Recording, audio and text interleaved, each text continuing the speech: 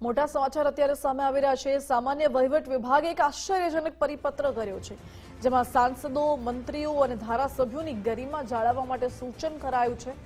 અધિકારીઓ અને પદાધિકારીઓની ગરિમા પણ જાળવી રાખવામાં આવે તેવી સૂચના છે। મંત્રીઓના જિલ્લા પ્રવાસમાં ગરિમાપૂર્ણ આવકાર આપો તેવું જીએડી તરફથી કહેવાયું છે। ગાંધીનગર જિલ્લામાં નેતાજીઓના પ્રોટોકોલ જળવાતા નથી। એમપીઝ, એમએલએઝ, મંત્રીઓના પ્રોટોકોલ્સ માટે સામાન્ય વહીવટ વિભાગે આ પરિપત્ર કર્યો છે। મંત્રીઓના જિલ્લા પ્રવાસમાં ગરિમાપૂર્ણ આવકાર આપો તેવું કહેવાયું છે। આ સાથે જિલ્લા પ્રભારીને સંકલનમાં રાખીને કાર્યક્રમ કરવાની પણ સૂચના અપાઈ છે। જનપ્રતિનિધિઓને રાહ જોવડાવ્યા વગર મુલાકાત આપો, વિવેકપૂર્ણ વ્યવહાર કરો તેવું પણ આ પરિપત્રમાં ઉલ્લેખ છે। મહત્વપૂર્ણ છે કે અચાનક એવું તો શું થયું કે સામાન્ય વહીવટ વિભાગે આ પ્રકારનો પરિપત્ર લખવો પડ્યો છે? શું કોઈ મંત્રી, કોઈ ધારાસભ્ય, કોઈ સાંસદની ગરિમામાં કોઈ ચૂક રહી ગઈ છે કે પછી પ્રોટોકોલમાં કોઈ ચૂક રહી ગઈ છે કે કેમ, એ પણ સવાલ ઉઠી રહ્યો છે। સાથે જ જિલ્લા પ્રભારીને સંકલનમાં રાખવા માટેની પણ સૂચના આપવામાં આવી છે। એટલે શું ક્યાં કશું ખોટું થયું છે કે કેમ, એ પણ સવાલ ઉઠી રહ્યો છે। એવું પણ કહેવાયું છે કે જનપ્રતિનિધિઓને રાહ જોવડાવ્યા વગર મુલાકાત આપો। એટલે આ તમામ જે સૂચનાઓ આપવામાં આવી છે એને લઈને અનેક સવાલો પણ ઉઠી રહ્યા છે।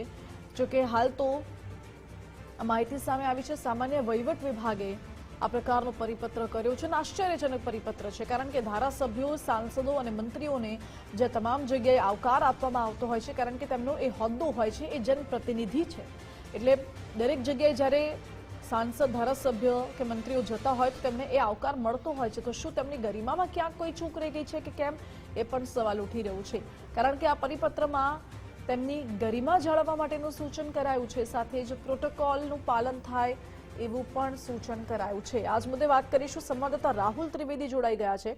રાહુલ, સામાન્ય વહીવટ વિભાગે અચાનક કેમ આવો પરિપત્ર કરવો પડ્યો કે એમપીઝ, એમએલએઝ અને મંત્રીઓની ગરિમા જાળવવામાં આવે? શું ક્યાં કોઈ ચૂક રહી ગઈ હતી?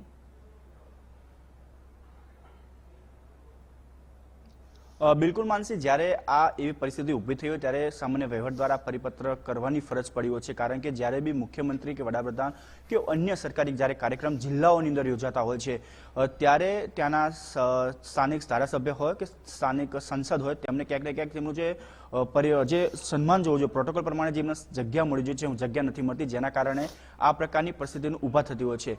જ્યારે તેમનું આમંત્રણ પત્રિકા, ઇન્વિટેશન આપવામાં આવે છે ત્યારે પણ તેમનું નામ હોતું નથી, અને ક્યાંક નામ હોય તો પછી એમને જે જગ્યા મળવી જોઈએ તે જગ્યા નથી મળતી। તે ક્યાંક ને ક્યાંક તેમની પ્રોટોકોલ અને તેમની ગરિમા જે છે એ જળવાતી નથી। એટલે આ બાબતે સામાન્ય વહીવટ દ્વારા એક પરિપત્ર જાહેર કરવામાં આવ્યો છે। તે પરિપત્રમાં ચોક્કસથી ઉલ્લેખ કરવામાં આવ્યો છે કે તેનું સંકલન થવું ખૂબ જરૂરી છે, અને સંકલન સાથે સાથે તેમના જે પ્રોટોકોલ હોય છે સામાન્ય વહીવટ વિભાગ, એ પ્રોટોકોલ પ્રમાણે એમપી, એમએલએ હોય તે તમામ લોકોનું જગ્યાઓ જે છે એ તેમનું જે સ્થાન મળવું જોઈએ, જે બેઠક વ્યવસ્થામાં સ્થાન મળવું જોઈએ તે મળવું જોઈએ, તે માટે પરિપત્ર જાહેર કરવામાં છે। ઉલ્લેખ છે આવી અનેકવાર ઘટનાઓ આવી બનતી હોય છે, જ્યારે સ્થાનિક કાર્યક્રમ હોય, વડાપ્રધાન હોય, મુખ્યમંત્રીનો કાર્યક્રમ હોય કે કોઈ સામાન્ય વહીવટનો અલગ જે સરકારી કાર્યક્રમ હોય છે, ત્યારે જે કાર્યક્રમ પ્રમાણે તેમને ધારાસભ્ય હોય કે જે જિલ્લાના પ્રતિનિધિત્વ હોય છે તે લોકોને બેઠક વ્યવસ્થામાં સ્થાન નથી મળતું હોતું, જેના કારણે ક્યાંક ને ક્યાંક અંદર મતભેદ થતા હોય છે, અને જે પ્રોટોકોલ પ્રમાણે તેમનું માન સન્માન જળવાતું નથી, તેના કારણે આ પરિપત્ર બહાર પાડવાની ફરજ પડી છે। પરિપત્રમાં ચોક્કસથી ઉલ્લેખ કરવામાં આવ્યો છે કે જ્યારે બી આ પ્રકારનો કાર્યક્રમ હોય